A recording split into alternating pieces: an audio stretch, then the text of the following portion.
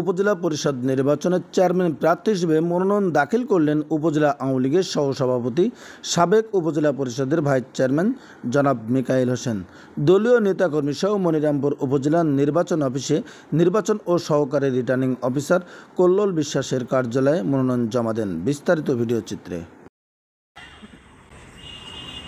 বিসমিল্লাহির রহমানির রহিম।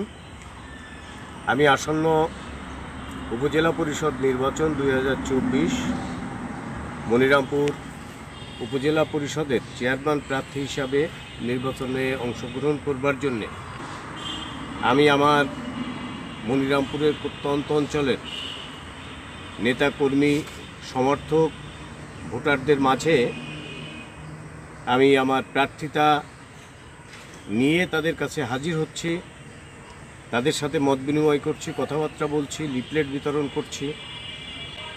এমতো অবস্থায় আমার যে চাওয়াটা এই উপজেলা পরিষদকে কেন্দ্র করে, যেটি আমি ভোটারদেরকে এবং আমার কর্মী সমর্থকদের উদ্দেশ্যে আমি দায়িত্বহীন কণ্ঠে যে কথাটি বলছি সেটা হচ্ছে যে এই উপজেলা পরিষদের চেয়ারম্যানটা, এই চেয়ারম্যানের চেয়ারটা যেন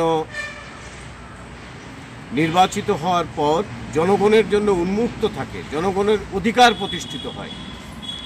এই চেয়ারটি যেন জনগণের চেয়ারে পরিণত হয়।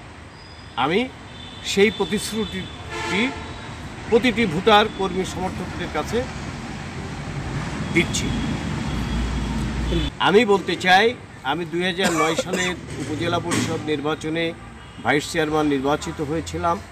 আমি আমার ব্যক্তিগত কথাগুলি বলতে পারি, আমি চ্যালেঞ্জের সুরে বলতে পারি যে আমি আমার সময়ের 5টি বছর কাটিয়েছি।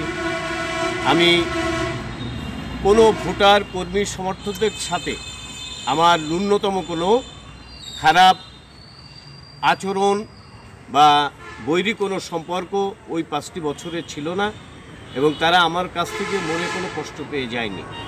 আর আমি চ্যালেঞ্জের সুরে যে কথাটি বলি সেটি হচ্ছে যে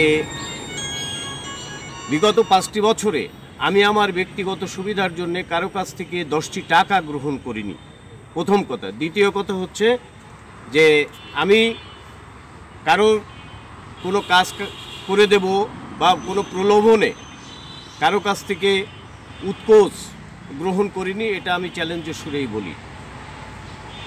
এ হচ্ছে আমার কথা।